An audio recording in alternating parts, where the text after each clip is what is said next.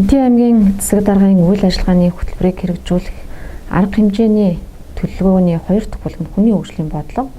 Хүний хөгжлийн бодлогоо гэр бүл, хүүхэд хамгаалал, хүн ам, хөдөлмөр халамж, нийгмийн даатгал, биеийн тамир спорт, боловсрол, эрүүл мэнд гэх зэрэг 8 чиглэлээр 34 зорилт 102 арга хэмжээтэйгээр боловсруулан баталсан.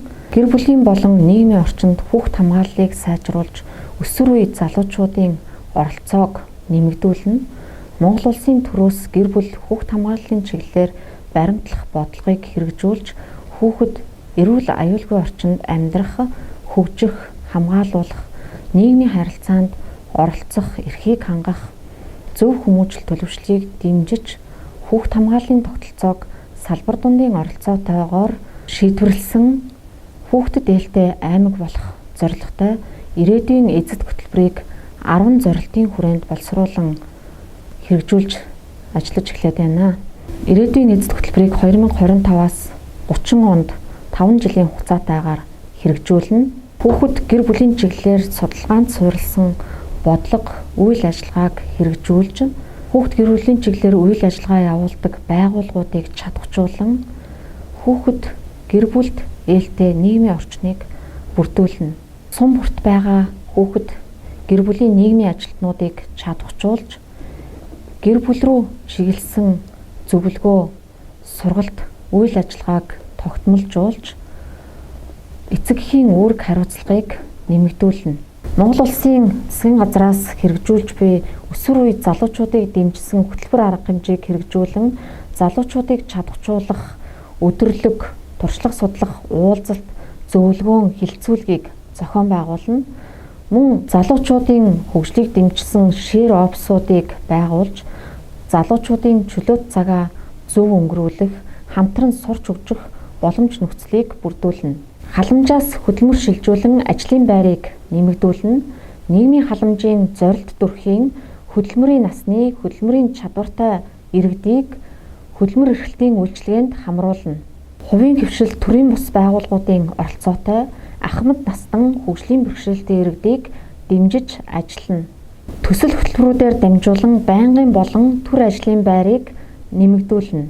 Ажил хайгч ажилгүй иргэдийг ажилд зуучилж, хөдөлмөр эрхлэлтийг нэмэгдүүлж, хөдөлмөрийн аюулгүй байдлыг хангаж, үйлдвэрлэлийн осол гэмтлийг бууруулна. Малчин хуваараа хөдөлмөр эрхлэгч, ажилгүй иргэн даатгуулагчдад нийгмийн даатгалын үйлчилгээг чанартай хүртээмжтэй хүргэж, сайн дурын даатгалд хамрагдалтыг нэмэгдүүлнэ. Биеийн тамир спортын хүртээмжийг сайжруулж, иргэдийн бие олдрын боловсролыг дээшлүүлнэ.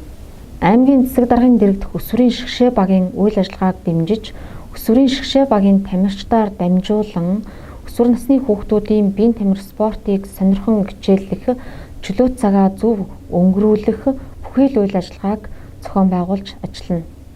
Өсвөрийн шгшээ багийн тамирчид болон бусад тамирчид иргэдийн үндэсний спорт болон үндэсний спортын их наадам, бүс, улс, твэдлийн тэмцээн уралдаанд оролцох оролцоог нэмэгдүүлнэ. Боловсролын салбарт хөгжлийн хөтөч хүн болох багаасаа хөтөлбөрүүдийг хэрэгжүүлж ажиллана. Хүүхэд бүрийн ялгаатай хэрэгцээнд тулгуурлан, хүүхэд бүрийн оролцоог дэмжин, сургалтын орчинг бүрдүүлж, сургалтын чанарыг нэмэгдүүлнэ. Цэцэрлэг ерөнхий олонсорлын сургуулийн сургалтын чанар хүртээмжийг нэмэгдүүлнэ. Хүүхдийг бие даан суралцах, хамтран хөгжих орчин нөхцөл, сургалтын болон үеийн орчныг бүрдүүлнэ. Мэдээллийн технологийн минут секундээр хэмжигдэх өсрөнгүй хүчлтэй хүл нийлүүлэн алхах AI технологиг хэрэглэгч, түгээгч, хиймэл оюун ухааны элч хүүхдүүдийг бэлтгэж, мөн цахим ур чадвартай суралцагчдын хүрээг өргөжүүлнэ. Улсын олимпиадад амжилттай оролцсон багш, сурагч, элсэлтийн шалгалтад өндөр оноо авсан сурагч, шаваа амжилттай бэлтгэсэн багшийг урамшуулан, тухайн манлайлагч багш хүүхдээр дамжуулан бусад хүүхдүүдийг хөгжүүлэх бодлого үйл ажиллагааг зохион байгуулна. Багшийн шин технологи арга зүйг нэвтрүүлэх, түгээн дэлгэрүүлэх чадварлаг багш үйл ажиллагааг зохион байгуулна. Багшийн ажлыг зөвхөн олимпиад уралдаан тэмцээнээр биш, даасан ангийн сурагчдын болон заадаг хичээлийн амжилт чанар, хүүхдүүдийн хөгжил, оролцоо манлайлал, зөв хүмүүжил, төлөвшил зэргийг харгалзан шавнараа анги хамт олноор нь сургадаг, хөгжүүлдэг, хүмүүжүүлж төлөвшүүлдэг багш нарын үнэлэмжийг нэмэгдүүлэх бодлогыг хэрэгжүүлнэ. Хүүхдийн хөгжлийг дэмжих чиглэлээр эцэг эх асран хамгаалагчид олон нийтийн оролцоог хангах олон талт үйл ажиллагааг зохион байгуулна. Мөн гэр бүлийн орчинд хүүхдийнхээ хөгжлийг дэмждэг эцэг эхчүүдийн туршлагыг түгээн дэлгэрүүлнэ. Боловсролын салбарын гадаад дотоод хамтын ажиллагааг өргөжүүлнэ. Багш нарыг гадаад дотоод туршлах, судлах, суралцах, хөгжих үйл ажиллагааг зохион байгуулна. Ахмад залуу багш нарын хамтын ажиллагааг дэмжин Ахмад багш удирдах ажлын зөвлөх үйлчилгээг нэвтрүүлж зөвлөх баг ажиллуулна. Нийгмийн эрүүл мэндийн болон эрүүл мэндийн тусламж үйлчилгээний чанар хүртээмжийг сайжруулна. Эрүүл амьдралын хэв маяг, урьдчилан сэргийлэлт, эрт илрүүлгийн чиглэлээр иргэдийн эрүүл мэндийн боловсролыг дээшлүүлж, зонхилон тохиолдох өвчлөлөөс сэргийлнэ. Өөрөөр хэлбэл иргэдээ өвдөхөөс өмнө урьдчилан сэргийлэх, эрүүл зөв амьдралын хэв маягтай амьдрах зөвлөмж зөвлөгөөг иргэддээ хүргэж, иргэдээ зөв дадлаг хэвшилтэй амьдрдаг болгохыг зорж ажиллана.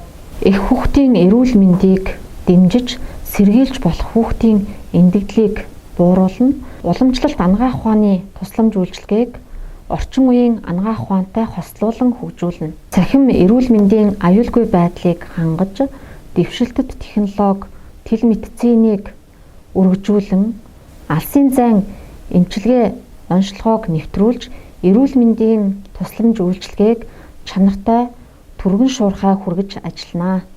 Эрүүл мэндийн байгууллагуудад шаардлагатай тунаг төхөөрөмжөөр хангаж, барилга байгууламж, автомашины хангамжийг нэмэгдүүлнэ. Багш эмч мэрэгчлэтнүүдийн нийгмийн баталгааг сайжруулж, тогтвортой ажиллах нөхцөл боломжоор хангана. Аймгийн засаг даргын 2024-өөс 2028 онд хэрэгжүүлэх арга хэмжээний төлөвлөгөөнд тусгагдсан хүний хөгжлийн бодлого, нийгмийн салбар зохион байгуулах арга хэмжээтэй энэхүү номноос танилцаарай.